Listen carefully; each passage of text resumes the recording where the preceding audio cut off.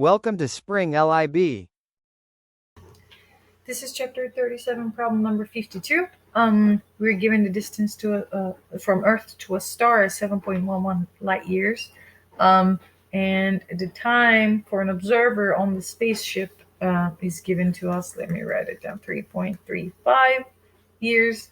The distance to a star, let's write it down, distance x, let's call it x from the Earth, right? It's 7.11 light years. So we need to just figure out what's the proper time and what's the proper length or distance first, right? So in this case, for an observer on the spaceship, if this is the time measured, since the observer happens to be at the same position at the start and the finish of this travel, then this time has to be the proper time. So the t is going to be our proper time. And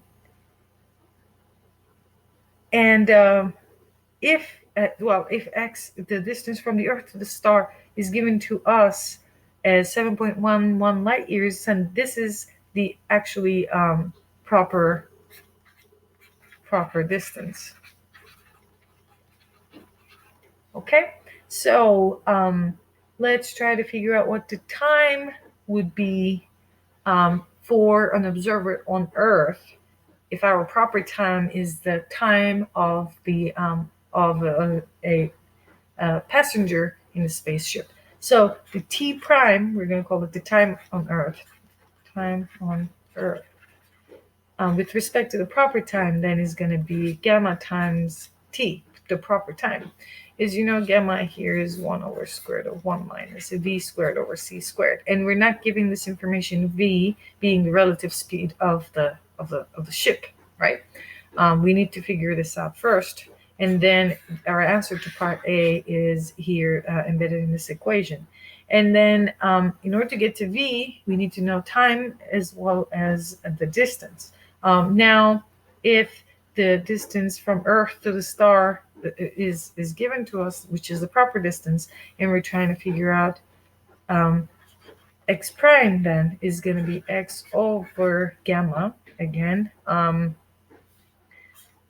Our answer to part B is embedded here, but first we need to figure out what v is, since both of these equations involve gamma.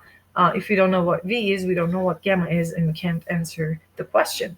So now, how are we going to calculate the relative speed of the ship?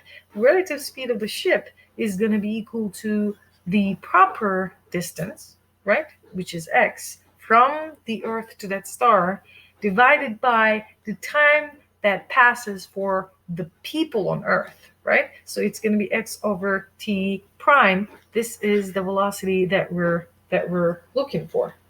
And now, if that's what we're looking for, and we know what x is from this equation, then from here, well, x is actually given to us, so I'm not going to go back to x prime. X is given to us. T prime, however, is gamma times t, right? So I can rewrite this equation as x over gamma times t. Here in this equation, I know what x is, and I know what t is. And I know I have a gamma factor here, which involves v, and also I have v here. Now, let's plug in the numbers and try and calculate what the speed is, right? So v is going to be equal to x is 7.11 light years. So we're going to do 7.11, right, times the speed of light, then, divided by the gamma factor times 3.35 years. So if we rearrange things a bit, then what we have is, well, actually, let's divide both sides by c, okay? So let's get rid of the c in the right hand. So v over c from here then is going to be equal to 7.11 divided by 3.35 and 1 over gamma.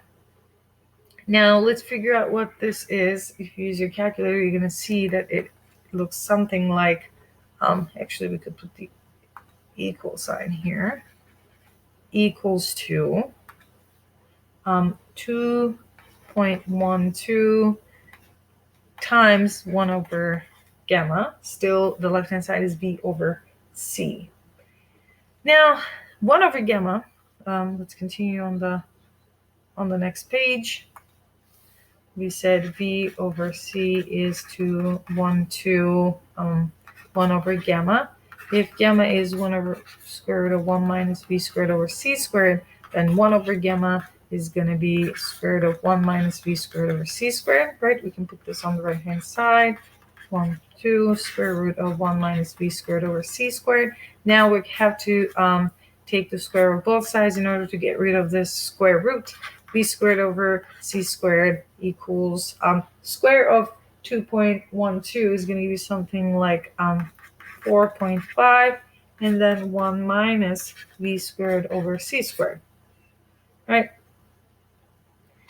Now, it's better to actually divide both sides by 4.5, 1 over 4.5. So these are going to cancel. What we're going to have is 1 over 4.5. V squared over c squared is going to be equal to 1 minus v squared over c squared. Now let's add to both sides v squared over c squared term.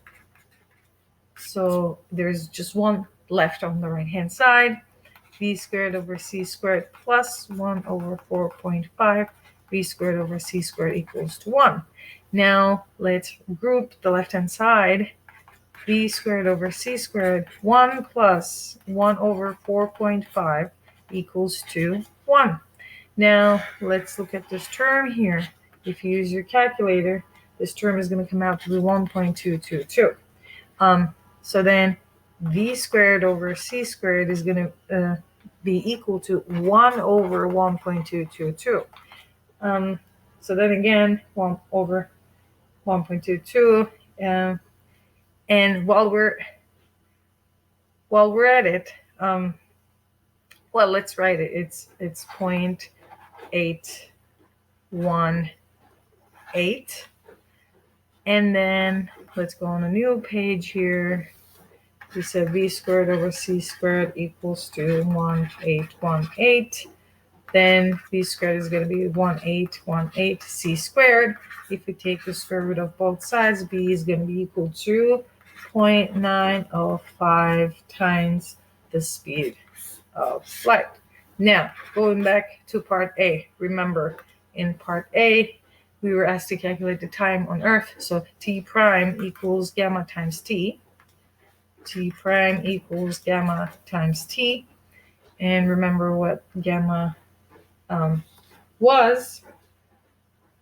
So what we have here, 1 over square root of 1 minus 0.905 c. Now we know what v is, squared over c. This is the gamma factor times 3.35 years that is given to us. So if you do the algebra, it's going to be 7.88 years.